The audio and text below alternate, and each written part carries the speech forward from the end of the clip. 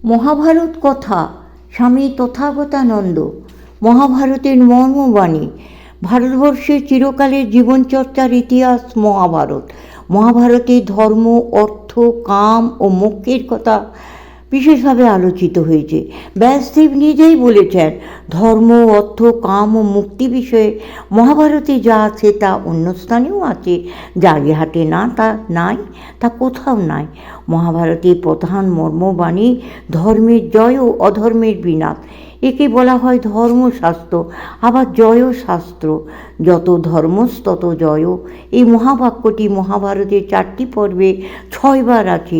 ধর্ম যেখানে, জয় সেখানে। পঞ্চম বেদের এইটি মহাবাক্য। অধর্মের মাধ্যমে যে জয়, তা কোনোদিন চিরস্থায়ী হয় না।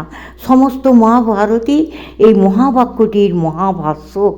কৃষ্ণ, ভীষ্ম, দ্রোণ, ধৃতরাষ্ট্র, গান্ধারী, বিদুর ও যুধিষ্ঠির বিভিন্ন সময়ে এই মহাবাক্যটি বলেছেন। মহাভারতে বিভিন্ন চরিত্রে এই সত্যটি বিশেষভাবে প্রকাশিত। এই চিরন্তন সত্যের কষ্টিপাতেরই সকল চরিত্রের পরীক্ষা করা হয়েছে। ধর্ম অধর্ম জানা অত্যন্ত কঠিন। বেদই ধর্মের শ্রেষ্ঠ প্রমাণ। বেদে সত্যকে লাভ করার জন্য জ্ঞান ও সদাচারের মাধ্যমে ধর্মজীবন যাপন করার নির্দেশ আছে। সত্যমেব জয়তে নানির্তং সত্যেন পন্থা বিতত দেব জান। মহাভারতে অহিংসা, সত্য বচনং সর্বভূত হিতং পরম। সকল প্রাণীর মঙ্গল চিন্তা, কায়, মন ও বাক্যের মাধ্যমে সত্য পালন এবং জীবনের সত্যকে প্রতিষ্ঠিত করার জন্য নিরন্তর প্রয়াসী ধর্ম। এইভাবে ধর্মাচরণের ফলে জীবনে ও সমাজে শান্তি ও অভ্যুদয় আসে। সেই জন্য ধর্মাচরণ সৃষ্টিকে রক্ষা করে। ধর্মে বর্ধন্তি সর্বভূতানি সর্বদা। ধর্মের জন্য সকল প্রাণীর রক্ষণ ও শ্রীবৃদ্ধি হয়। সেই জন্য ধর্মের মর্যাদা দৃঢ়ভাবে জীবনে ও সমাজে সুপ্রতিষ্ঠিত করার জন্য মহাভারতে ধর্মেরই জয়গান। ধর্ম এব হত হন্তি, ধর্ম রক্ষতি রক্ষিতঃ। মহাভারতে শান্তি পর্বে ভীষ্ম যুধিষ্ঠিরকে রাজধর্ম বলেন। মহাভারতের একটি মহৎ বাণী, ন মানুষাৎ শ্রেষ্ঠতরম হি কিঞ্চিৎ। মহর্ষি মানুষকে মানুষরূপেই বর্ণনা করেছে, দেবত্বে তোলেননি। মানুষের সর্ববিধ কল্যাণের জন্য রাজা দায়ী। রাজার ব্যবহারের ফলে সত্য, তেতা, দাপর ও কলির সৃষ্টি হয়। রাজা কালস্য কারণম। রাজা মানুষই দেবতা। ভীষ্ম বলেন, রাজাই প্রজাদের উন্নতি ও বিনাশের কারণ। ভগবান দুর্বলের রক্ষার জন্য বলবানকে সৃষ্টি করেন, কারণ সবলই ধর্মাচরণ করে রাজধর্ম পালন করলে দুর্বল, দুস্থ, শিশু, নারী ও অবহেলিত রক্ষা পায়। এদের বেদনা ও মর্মযাতনা রাজাকে বিনাশ করে। দুর্বলের চক্ষু মুনির চক্ষু ও তীক্ষ্ণ বিষ সর্বের চক্ষু অত্যন্ত ভয়ঙ্কর। দুর্বলকে পীড়ন করা অত্যন্ত অন্যায়। বলবানের চেয়ে দুর্বল শ্রেষ্ঠ, কারণ দুর্বলের ক্রোধে বলবান ধ্বংসপ্রাপ্ত হয়। দুর্বল ও অবহেলিত যদি রক্ষক না পায়, তবে ভগবান দণ্ডের সাহায্যে প্রবলকে বিনাশ করেন। রাজধর্ম পালন যুধিষ্ঠির করতেন ইন্দ্রপ্রস্থে। তার প্রমাণ আছে অর্জুনের বাক্যে, যা তিনি বিরাট সভায় বলেন। যুধিষ্ঠিরের সঙ্গে দূত সঞ্জয়ের কথাতেও তা প্রমাণিত হয়। কৃষ্ণ, বিদুর ও গান্ধারী সর্বদা রাজাকে রাজধর্ম পালনের জন্য অনুরোধ করেন। মহাভারতের তাৎপর্য 2টি বিখ্যাত শ্লোকে ব্যাসদেব বলেছেন। দুর্যোধন অহংকার রূপ মহাবৃক্ষ, কর্ণ সেই বৃক্ষের স্কন্দ, শকুনি তার শাখা, দুঃশাসন সেই বৃক্ষের সমৃদ্ধ পুষ্প ফল, আর বৃক্ষটির মূল প্রজ্ঞাহীন রাজা ধৃতরাষ্ট্র। তাঁর দুর্বলতায় সকল ধ্বংসের কারণ। আসক্তিকে দূর করার জন্য অজ্ঞানের বিনাশ প্রয়োজন। অজ্ঞান থেকেই আমাদের আসক্তি। যুধিষ্ঠির ধর্মময় মহাবৃক্ষ, অর্জুন এই বৃক্ষের স্কন্দ, ভীমসেন ইহা শাখা, মাতৃসুত নকুল ও সহদেব এই বৃক্ষের সমৃদ্ধ পুষ্প ফল। এই বৃক্ষের মূল শ্রীকৃষ্ণ। বেদ ও ব্রাহ্মণগণ। বেদের সত্য সদাচারী ব্রাহ্মণগণ জীবনে ও সমাজে দৃঢ়ভাবে প্রতিষ্ঠিত করেন। সেজন্য বেদ ও ব্রাহ্মণগণের প্রতি শ্রদ্ধা সম্পন্ন মানুষ তাঁর জীবনে ধর্মকে সুপ্রতিষ্ঠিত করলে অজ্ঞানতা দূর হয় এবং মুক্তি লাভ হয়। এইভাবে সত্য লাভ করলে জীবন ও সমাজ সুখী হয়। অতএব ইহাই জীবনের আদর্শ।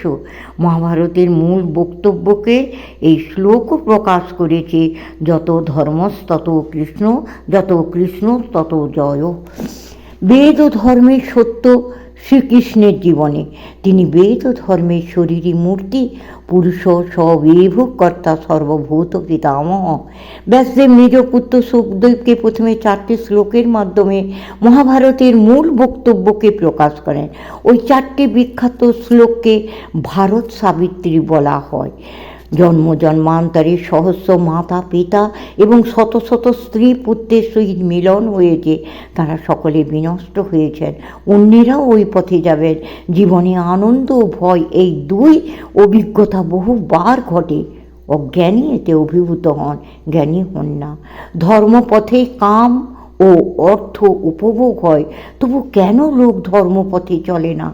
এই কথা আমি সবাইকে উচ্চস্বরে বলছি, কিন্তু আমার চিৎকার বৃথা।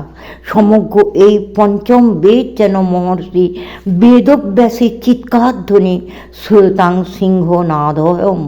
মহাভারতের মূল কথা সত্য। সত্যের প্রশংসায় মহাভারত পঞ্চমুখ। যুধিষ্ঠিরের প্রশ্নের উত্তরকালে ভীষ্ম বলেন, নাস্তি সত্য সমং তপঃ, যত ধর্মস্তত সত্যং, সর্বং সত্যেন বর্ধতে, সত্যেন বৃদ্ধিতং সর্বং সর্বং সত্যে প্রতিষ্ঠিত। ভীষ্ম শান্তি পর্বে 157 অধ্যায়ে সত্যের ভূয়সী প্রশংসা করেন। সত্য 13 প্রকার: সর্বত্র সমদর্শিতা, ইন্দ্রিয় দমন, বিদ্বেষহীনতা, ক্ষমা, লজ্জা, সহিষ্ণুতা, অসূয়া শূন্যতা, ত্যাগ, ধ্যান, সৌজন্য, ধৈর্য, নিরন্তর দয়া ও অহিংসা। বাচিক সত্যকে সর্বদা সত্য বলা যায় না। মহর্ষি বলেন, যদ্ভূত হিত মনন্তং তৎ সত্যমেতি ধারণা। প্রাণীদের হিতের জন্য এবং কারো অনিষ্ট না হয় যে বাক্য, তাই সত্য। মহাভারতে বিভিন্ন স্থানে 5টি অবস্থায় অযথার্থ ভাষণকেও সত্য বলেছেন। 1. বিয়ের ঘটকালি করার সময়। 2. ব্রাহ্মণ বা মিথ্যের প্রাণ বাঁচাতে। 3. স্বামী স্ত্রীর দাম্পত্য জীবনে। 4. সর্বধর্ম সম্পত্তি অপহরণকালে। এবং 5. নিজের প্রাণ বাঁচাতে। কর্ণ পর্বে শ্রীকৃষ্ণ অর্জুনকে এ বিষয়ে উপদেশ দেন। গাণ্ডীবকে নিন্দা করার জন্য অর্জুন যুধিষ্ঠিরকে বধ করতে উদ্যত হলে শ্রীকৃষ্ণ বলেন, যদি সত্য বললে কারো অমঙ্গল হয় তাহলে চুপ করে থাকবে, যদি সম্ভব না হয় তবে বরং মিথ্যা বলবে, সত্য বলবে না। অসত্যকে সত্য মনে যেন এক্ষেত্রে কৌশিক মুনি সত্যবাদী সৎ গৃহস্থরা ডাকাতের ভয়ে ছুটতে ছুটতে মুনির আশ্রমের পাশে বনের মধ্যে লুকিয়ে পড়ে। কিছুক্ষণ পরে ডাকাত দল এসে সত্যবাদী মুনিকে গৃহস্থদের সন্ধান দিতে বলায় মুনি জানিয়ে দেন তাদের বনের মধ্যে আত্মগোপনের কথা। তৎক্ষণাৎ ডাকাতের দল সৎ গৃহস্থদের সর্বস্ব লুণ্ঠন করে তাদের হত্যা করল। হিতাহিত চিন্তা না করে সত্যবাদী মুনি তার বাচিক সত্যবাসনের জন্য সৎ গৃহস্থদের প্রাণনাশের কারণ হলেন। মুনির অনন্ত নরক বাস হল। শ্রীকৃষ্ণ সত্যস্বরূপ, তিনি সত্যের মর্যাদাকে বিন্দু মাত্র ক্ষুণ্ণ না করে স্থান, কাল, অবস্থা ও পাত্র প্রভৃতি বিচার করে এই ধরনের বাচিক সত্যকে অন্যায় বলেছেন। ধর্মের ব্যবহারিক প্রয়োগ আপেক্ষিক।